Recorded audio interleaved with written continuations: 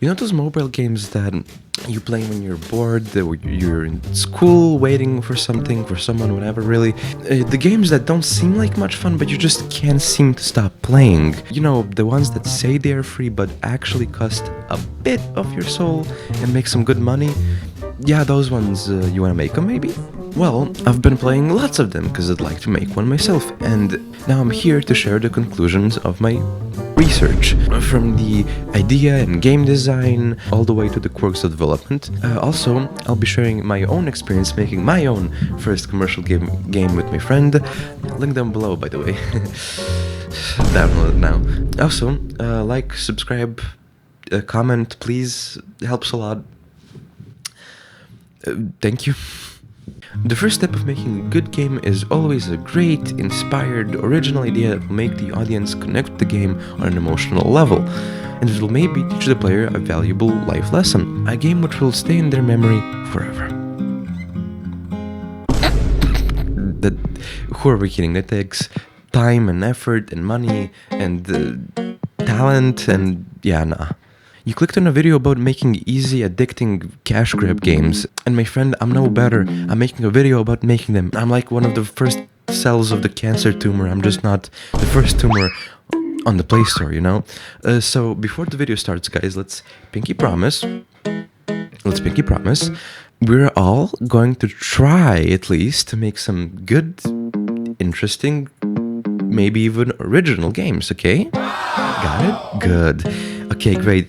I swear to God, if I see another game like Pregnant Talkie Cat Emma, I'm going mad. So, ladies and gentlemen, let's get to work. But hold on, don't start up Unity yet. It's game design time. So grab your closest whiteboard and let's get to brainstorming. Keep in mind what type of game you want to make here, because if you want to make something addicting, it's way easier to make an infinite runner, something like Subway Surfers or Flappy Bird, than a game with levels. The problem is that you will have to make it fun for the player to play the same thing over and over again. So let's take a look at how we can do that. Randomization. Randomization is key.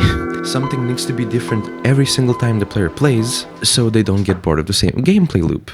Now, there's different types of randomizations you can do. Flappy Bird, probably the most famous example, randomizes the heights of the pipes. Knife Hit randomizes the placement of the knives on the logs. Mr. Gun randomizes the types of enemies you face, and the type of randomization I'll be doing, fun games such as Subway Surfers or Rider, randomizes the order of familiar obstacle patterns one after another. But maybe you don't need to randomize the environment at all. Maybe you can do something like Paco Car Chase Simulator, where the map is always the same, but there's randomly spawned police cars around you. Now let's put this into practice. The game I'll be making will be an infinite runner, so you'll be in this boat, right? And you have to dodge islands that are coming in front of you, and there's gonna be some targets on the islands, and you have to shoot at them. And yeah. Okay, now that you have your idea, hopefully at least a bit original, it's time to get to work. Open your software of choice and get to prototyping. You never know if your game is gonna be fun unless you prototype. Use sprites from Google Images, don't bother polishing anything, and only when you have a fun, basic gameplay loop. It has to be fun. If it's not, don't be afraid to change your initial idea if it's just not working for you. Only when it's fun, you can start polishing. Also, don't add anything to make the game fun if it's already not. Then you'll just end up with a boring, overcomplicated game. Rather, add things to make your game more fun when it already is, if it's not overly complicated. And now we're going to take a look at some of the ways you can do that. The easiest and most basic way you can make your game more fun and replayable is high score. The score could be determined by how long you stay alive, how many times you do something, how many times you collect something, anything really. Also, that's not just for infinite runners. If you have levels, you could have a high score for each level, encouraging the player to play the same thing over and over again. Get funky with it, maybe you have to get the least score possible.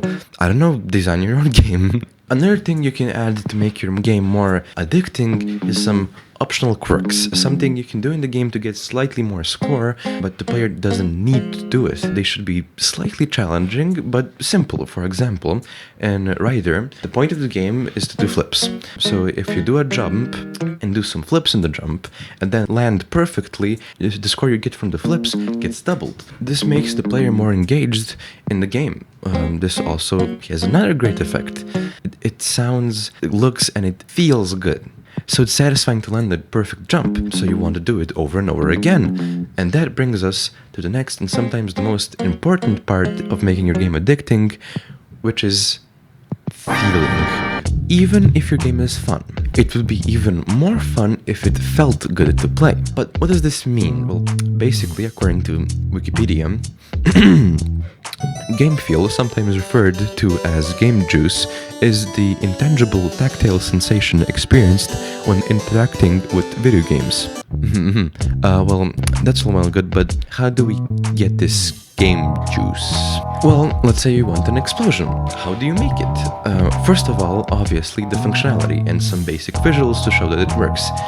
Then maybe some particle effects, maybe some smoke, add some sounds, shake the screen when it explodes, and there you go. Juice. Add some animations maybe, that always helps. In my game, you have this target satellite, you shoot at it, the top falls over, some sparks come out, there's a little screen shake, everything goes calm for a little while, and then bam, there's a big screen shake, particles flying, and you see your score rocket up. I think that's pretty good game feel. And of course, how could I forget, every mobile game features unlockable skins. Not only does this make your game kinda maybe a bit more fun sometimes, but it also makes the player return to the game more. And of course, you can add microtransactions. Yeah. All jokes aside, even if every terrible cash grab game has unlockable skins you can pay for, if you do it right, you could really make the game more fun. I added some to my game, and there's no way you can get more money by watching ads or paying for something, mostly because I was just too lazy to add one, but also because I just hate money. I hate it. It's smelly, it's bad, it's terrible.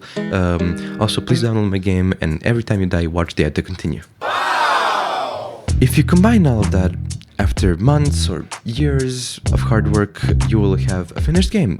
Smack it in the Play Store, and who knows, maybe you'll be drowning in money in no time, or probably the most likely thing to happen is you won't get any plays, and it will be a flop, which is okay. It's gonna happen to everyone. It happened to my game. Don't get discouraged, especially if it's your first game. Let's work together to make the Play Store less cancerous. Thank you for watching. Like the video, subscribe, comment, everything helps a lot, feels good. And now you owe me 30% of whatever your game makes. Thank you, goodbye.